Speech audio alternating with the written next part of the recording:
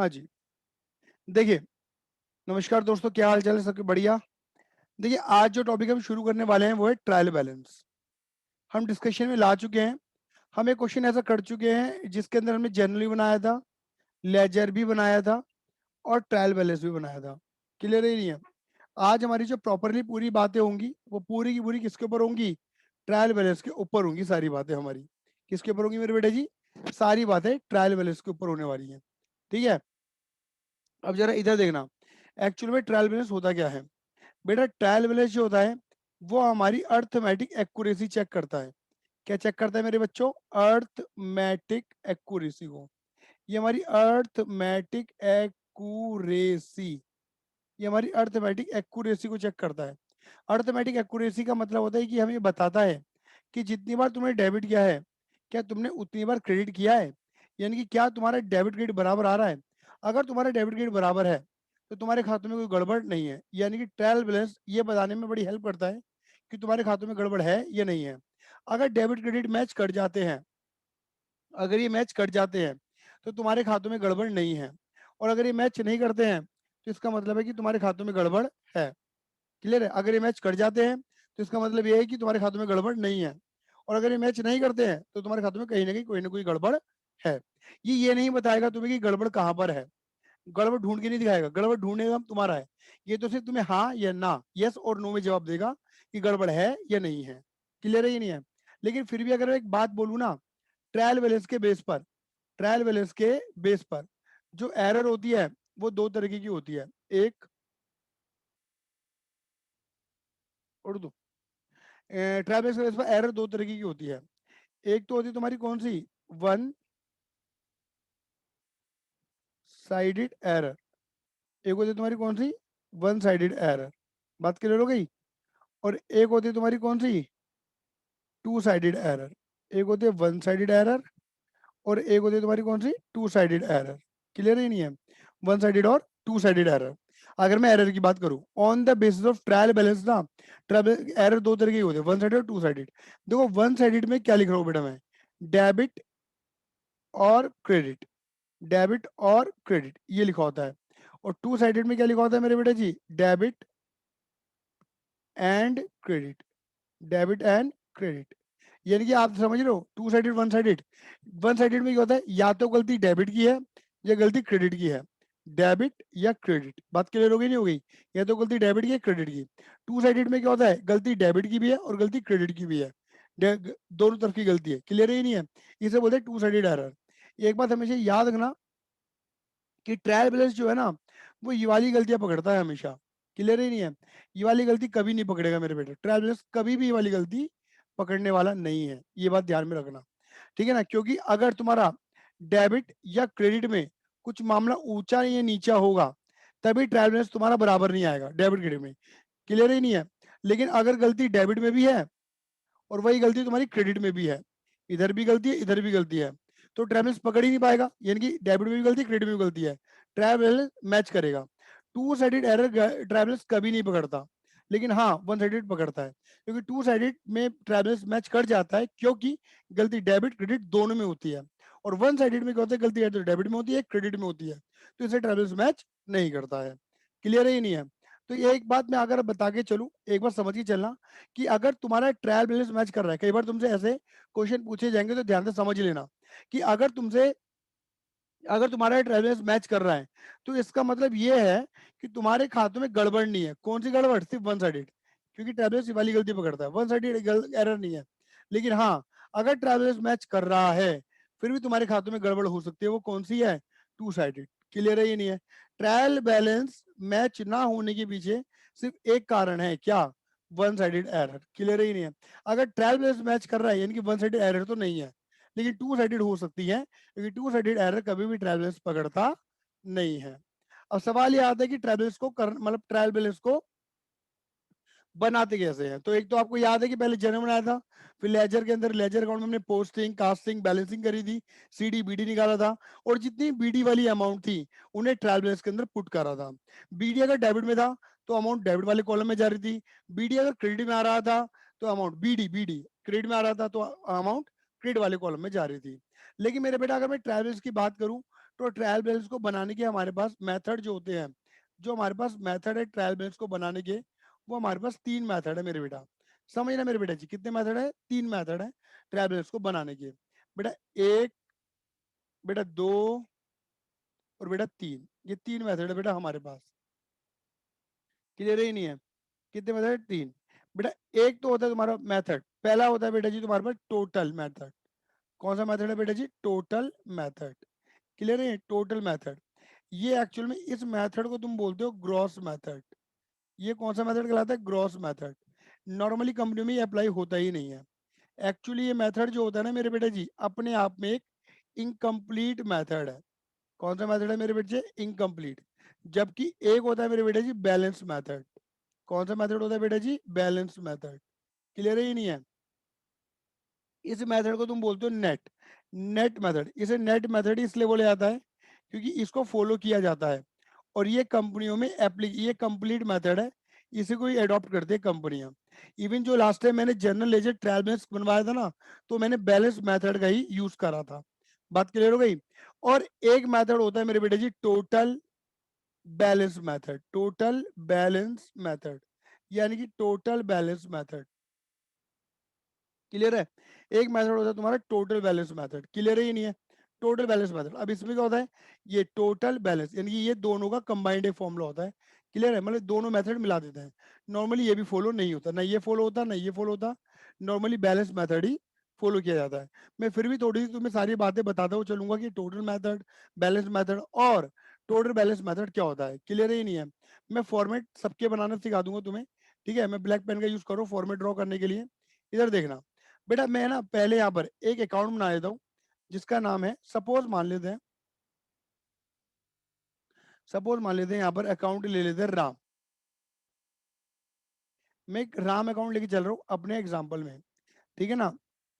Suppose तुमने क्या करा, राम को पहले सेल करी। सपोज तुमने 1 अप्रैल को सेल करी, Ram account debit to sales. Clear ही नहीं है? सपोज तुमने सेल करी 10,000 रुपए की, फिर तुमने सेल करी मान के चलो 15 अप्रैल को। क्लियर है? फिर again Ram account debit to sales. Clear है? ये नहीं है? सपोज तुमने 20,000 की सेल करी, सपोज मान के चलो 20 अप्रैल को उन्होंने क्या करा, थोड़ा माल सेल्स रिटर्न कर दिया, तो एंट्री बनेगी sales return account debit to Ram. Sales return account debit to Ram. अब राम हो रहा है क्रेडिट, नाम डेबिट वाले का। सपोज उसने 5,000 का माल तुम्हें वापस कर दिया। सपोज 25 तारीख को क्या करा, राम ने बाय बाय कुछ पैसे दे दिए तुम्हें, बाय कैश या बैंक के थ्रू। सपोज उसने तुम्हें रुपए दे दिए 12,000 रुपए। बात क्लियर हो गई? बस।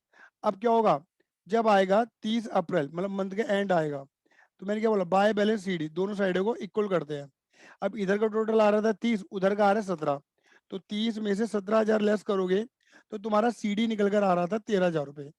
ये बात आप सभी को क्लियर होगी? क्लियर है?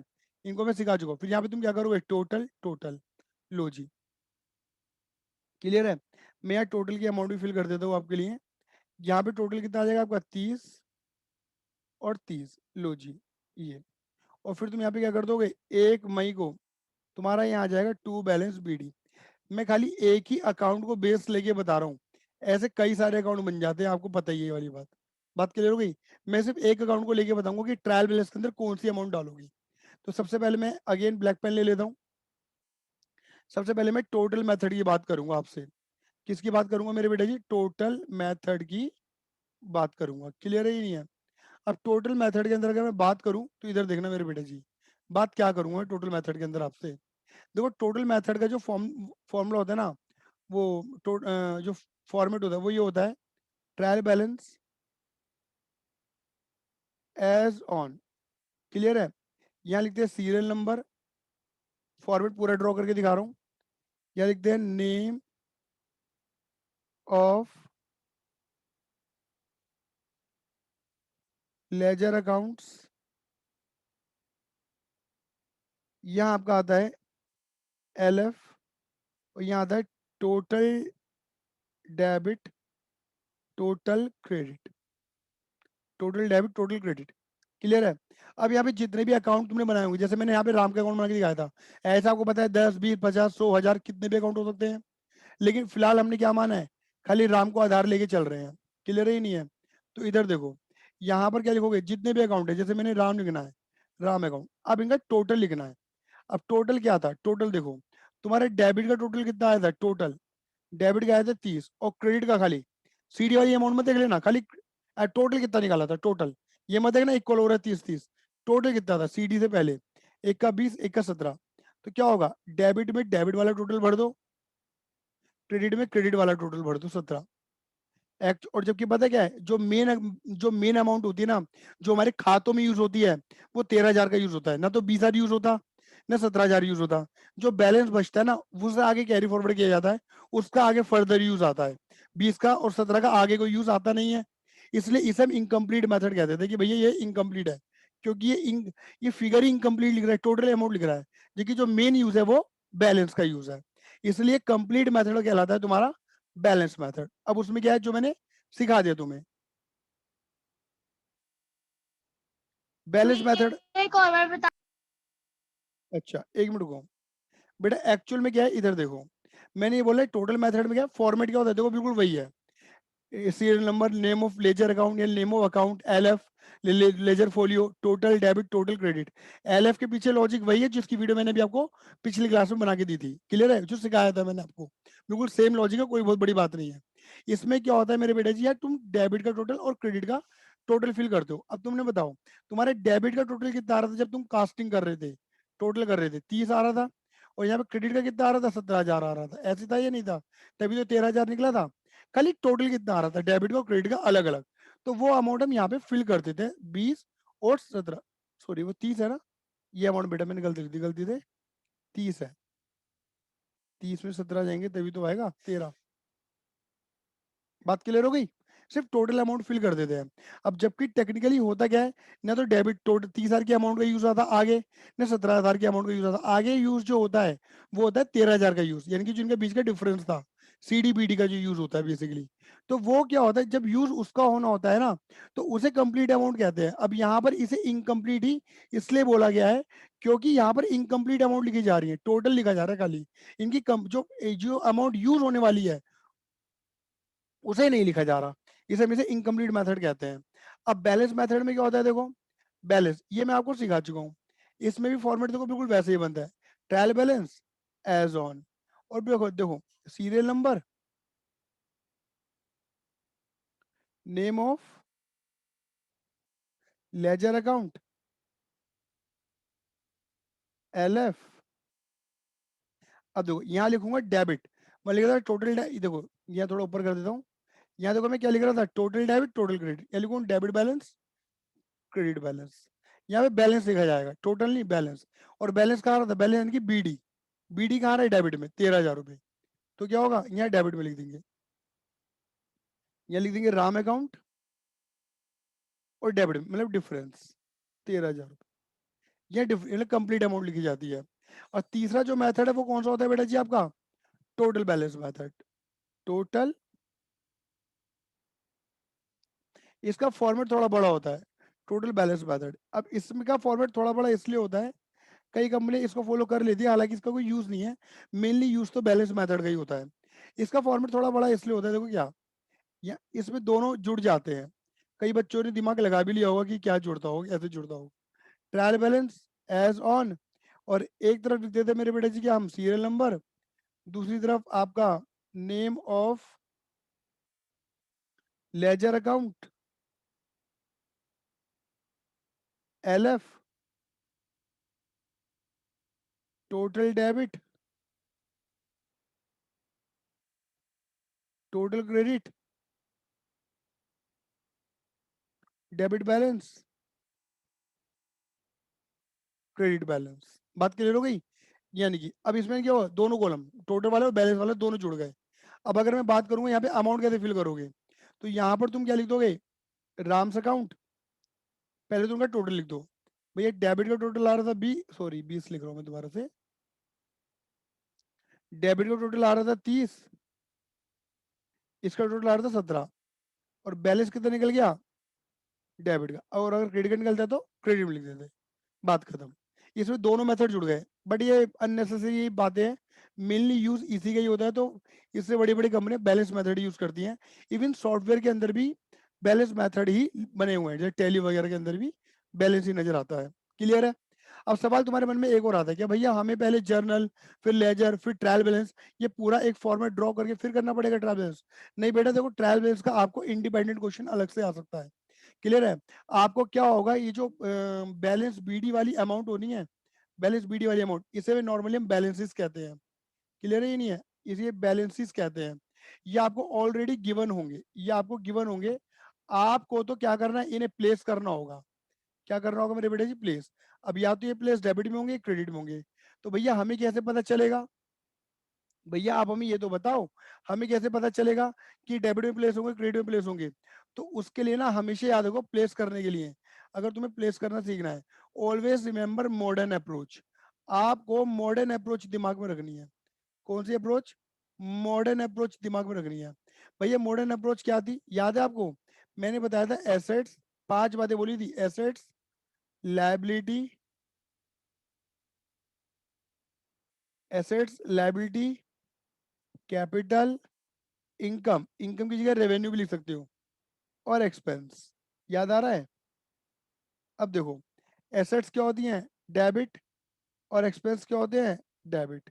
बाकी लायबिलिटी, कैपिटल, इनकम, ये क्या होते हैं बेटा जी आपके? ये होते हैं आपके क्रेडिट। बात क्लियर हो गई?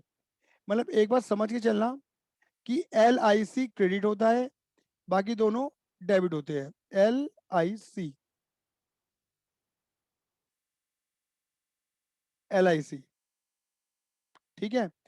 एक बार समझ के चलना। आप एक बार समझ लेना, मतलब एसेट्स का जो बीडी आएगा ना, कभी भी बैलेंस निकाल के देखना, जितनी भी एसेट्स होंगी उनका बीडी डेबिट में ही आएगा।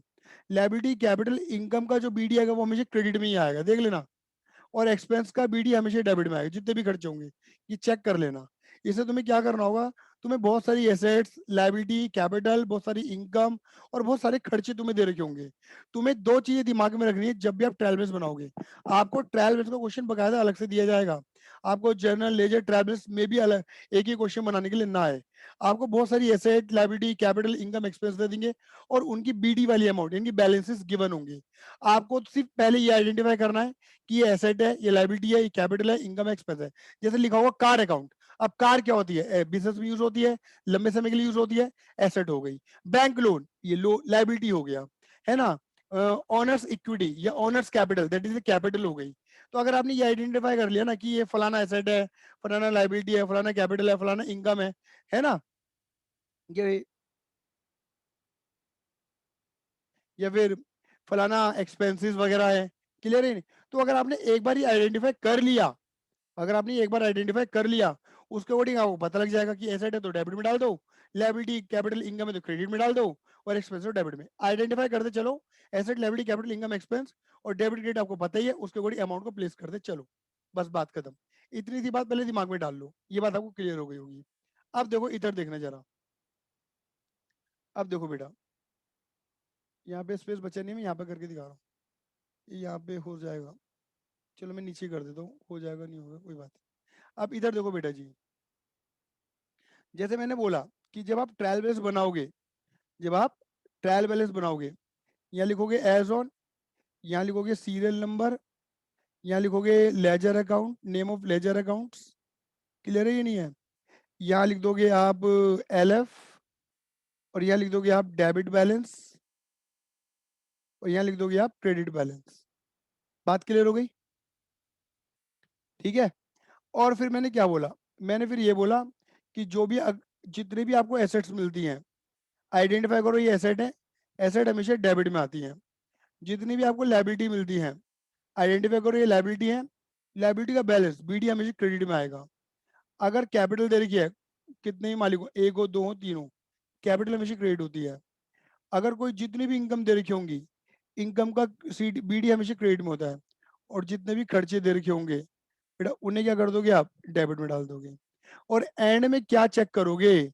एंड में चेक करोगे क्या ये डेबिट और ये क्रेडिट आपके मैच कर रहे हैं या नहीं कर रहे हैं।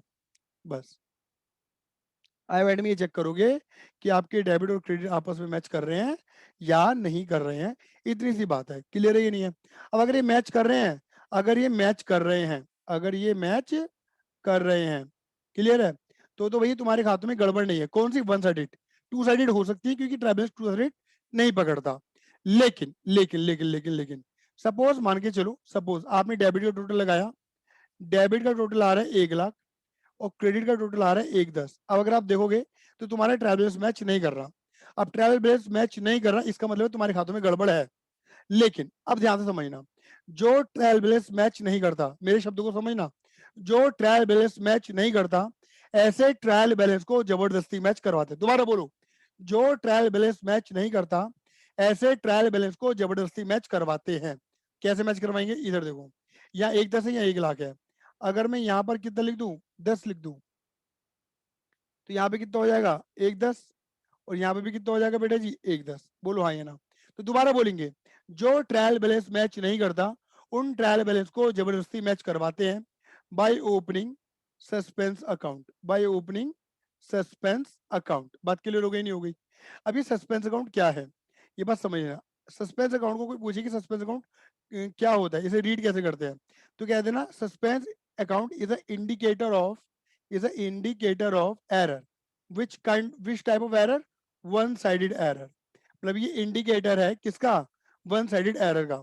मतलब अगर किसी भी ट्रायल बैलेंस में, मेरे शब्दों को सुन लो, पकड़ लो, लिख लो और ध्यान में डाल लो, कि अगर कोई टीचर तुम्हें दिखाए कि बेटा इस ट्रायल बैलेंस को देख, और इस ट्रायल बैलेंस में देख सस्पेंस अकाउंट है, ये सस्पेंस अकाउंट तुझे क्या बताना चाह रहा है, तो तुम कहना सर सस्पेंस अकाउंट तब आता है जब ट्रायल बैलेंस मैच नहीं करता, और ट्रायल बैलेंस मैच नहीं करता इसका मतलब है हमारे खाते में गड़बड़ है, एरर है। सर कौन से एरर हो सकते हैं, sir one sided, two sided तो ट्रायल बैलेंस वैसे भी नहीं पकड़ता। आप ये पूरा जवाब दोगे, पूरा ये जवाब दोगे। इनकी सस्पेंस, अगर किसी भी ट्रायल बैलेंस में सस्पेंस अकाउंट है तो समझ लेना कि उस खाते में क्या है, गड़बड़ है। क्या है, गड़बड़ है। और जैसे जैसे तुम वन साइडेड एरर, गड़बड़ को सुधारते चले जाओगे, वन साइडेड एरर खत्म करते चले जाओगे, रेक्टिफाई कर दोगे, सस्पेंस अकाउंट ऑटोमेटिक क्या हो जाएगा, जीरो होता चला जाएगा, जीरो होता चला जाएगा। बात क्लियर हो गई नहीं हो गई? बोलो हाँ या ना। अब देखो दोबारा बोलेंगे, जो ट्रायल बैलेंस मैच नहीं करता उन्हें हम जबरदस्ती मैच करवाते हैं बाय ओपनिंग सस्पेंस अकाउंट, और ऐसे ट्रायल बैलेंस का नाम रखा जाता है adjusted, adjusted, adjusted trial balance. बेटा नाम रखा जाता है, लिखते नहीं है, सिर्फ बोलते हैं। क्या बोलते हैं, एडजस्टेड ट्रायल बैलेंस। क्या नाम रखा जाता है, एडजस्टेड। लिखते ट्रायल बैलेंस, पर बोलते हैं इसे सर एडजस्टेड ट्रायल बैलेंस क्यों बोलते हैं, क्योंकि खुद मैच नहीं हो रहा था, इसे जबरदस्ती एडजस्ट करके मैच करवाया है बाय ओपनिंग सस्पेंस अकाउंट। एक बात और, कई बार तुमसे पूछेंगे कि बताओ सस्पेंस अकाउंट जो होता है, सस्पेंस अकाउंट जो होता है, इसका नेचर क्या होता है, ये इसका नेचर पर्सनल का होता है, या ये पर्सनल अकाउंट में आता है, या ये रियल में आता है, या फिर ये नॉमिनल अकाउंट में आता है। कई बार तुमसे पूछेंगे ये पर्सनल है, रियल है, नॉमिनल है, सब बच्चे क्या करेंगे, अक्कड़ बक्कड़ बम्बे 100 80 90 पूरे 100 ये करना शुरू कर देंगे। क्लियर है ये नहीं है? लेकिन बेटा याद रखना, एरर यहाँ की भी हो सकती है, एरर रियल की भी हो सकती है। भाई पर्सनल में पर्सन आते हैं, रियल में एसेट आती है, नॉमिनल में इनकम एक्सपेंस आते हैं। तो वन साइडेड एरर तो कहीं की भी हो सकती है। इसलिए सस्पेंस का जो नेचर होता है वो तीनों का होता है, ऑल थ्री। मतलब सस्पेंस तीनों को रिप्रेजेंट करता है, पर्सनल, रियल और नॉमिनल। सस्पेंस पर्सनल भी है, सस्पेंस अकाउंट रियल भी है, ये नॉमिनल भी है। ये एक तरीके का ना नोशनल अकाउंट होता है मेरे बेटे जी। कौन सा, नोशनल अकाउंट, बनावटी अकाउंट है। जैसे जैसे गलती सुधारोगे ये अकाउंट ऑटोमेटिक क्या हो जाएगा, खत्म हो जाएगा।